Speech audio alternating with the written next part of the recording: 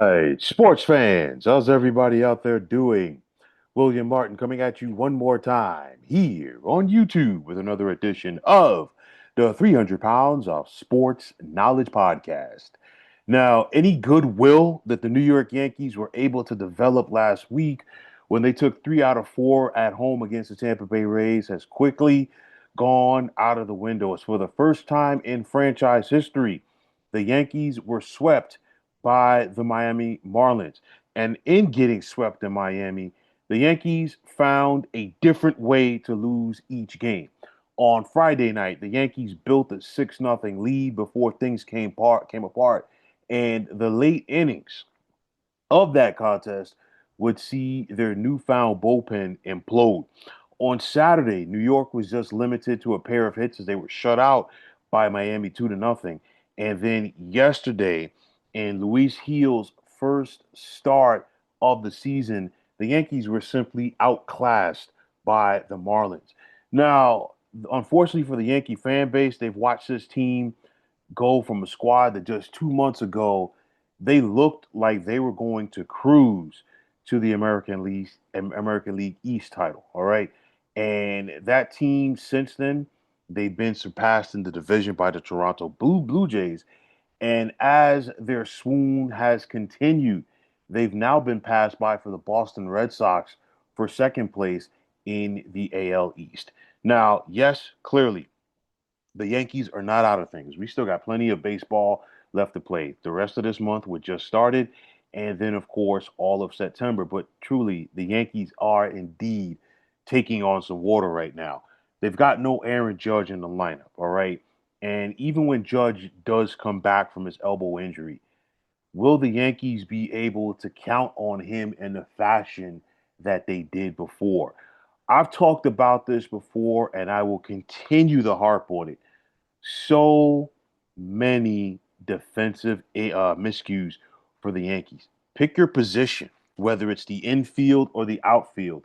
The Yankees have been they've just been a mystery defensively, to say the least. And honestly, I feel like this whole team needs to go old school and watch that Tom Amansky VHS tape from back in the day on defensive fielding skills. All right, you look at the base running blunder by Jazz Chisholm over the weekend in Miami, getting picked off at first base on a pop fly to the infield. Okay, he plain and simple had himself a brain fart on the base pass. And then from there, we saw Yankees manager Aaron Boone get very animated with first base coach Travis Chapman, who he chewed out in the dugout afterwards. Are the Yankees coming apart at the seams? They are. Okay. And they have to find a way to get this thing going. I mean, we saw Brian Cashman make some moves at the trade deadline. Of course, the new guys in the bullpen, they were shaky, of course, in their first appearances. But you know what? I feel like they're pressing, and I think they've got to get over that and get it going. Takeaways from Luis Gil's first start of the season yesterday: 3 1/3 innings pitched, 5 hits, 5 runs on 77 pitches. I think he will get better. But at the end of the day, the Yankees are clearly still in the thick of things in the postseason race. Of course, it's just not what it was before. They're only 4.5 behind Toronto for first place in the division, even as bad as the Yankees have been playing. They are now in the second wild card position. They're just up on Seattle by a half game for that last spot, and then of course you've got Texas lurking right there as their two back for that final spot. So at the end of the day, the Yankees really need to get their act together. And for me, the biggest thing that I see with the Yankees, they've got to find a way to stop beating themselves.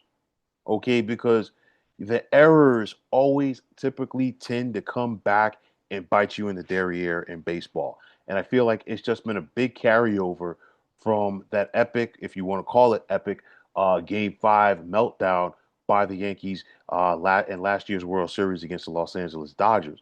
Nonetheless, this team is just bad defensively, and it's hurting them now. And at some point, toward between now and the end of the regular season, and if the Yankees are able to get into the playoffs, those defensive issues are going to bite them in the derriere at the most inopportune time. It happened last October. It's happening again. And I guarantee you this trend is going to continue. Now, for the Yankees, it's another big week. Okay. They've got to they've got to put this weekend against the Marlins behind them, and they've got to do it very quickly.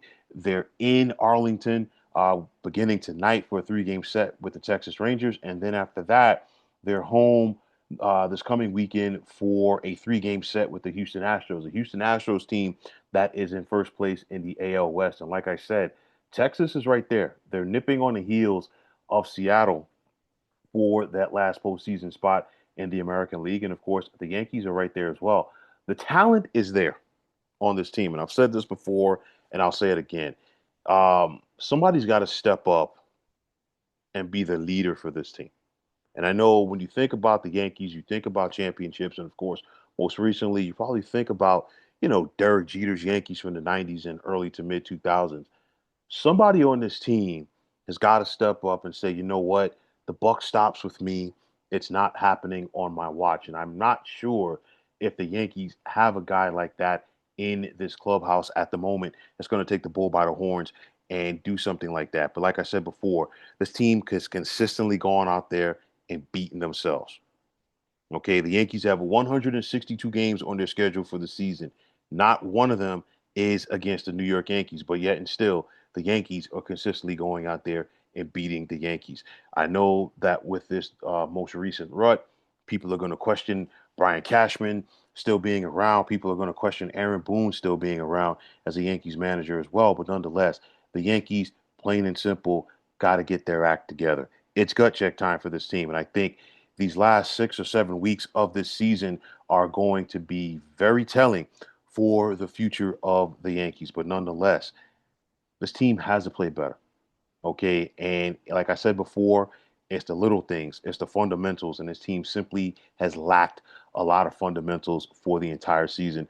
Too many mental lapses, too many miscues, and it continues to bite them in the rear end. So after getting punched in the gut this weekend in Miami, can the Yankees get back on track against Texas? We've got to wait and see. But nonetheless, fine folks, that is going to wrap it up. And as always, I want to take this time out to thank each and every one of you for checking out the 300 Pounds of Sports Knowledge podcast here on YouTube. And as always, if you like what you heard and saw in this podcast, you know what to do. Please feel free to hit that like button as well as subscribing to this channel. And like I always say, it's greatly appreciated. Also, if you're on the X, formerly known as Twitter, please feel free to follow me at 300 Pounds of Sports. And like I always say, if you follow me, it'll be my pleasure to follow you right back. There's also the sports discussion group on Facebook at the Sports Depot 365, and you can check it out. Drop a line and be a part of one of the better sports debating sites going on social media. And just like it is on the X, you can check me out on Instagram at 300 Pounds of Sports Knowledge. Give me that follow. I'll give you that follow right back. But until next time, fine folks, my name is William Martin. I'm signing off, and I'm saying thanks once again for tuning into the 300 Pounds of Sports Knowledge podcast here on YouTube. Be well, everybody.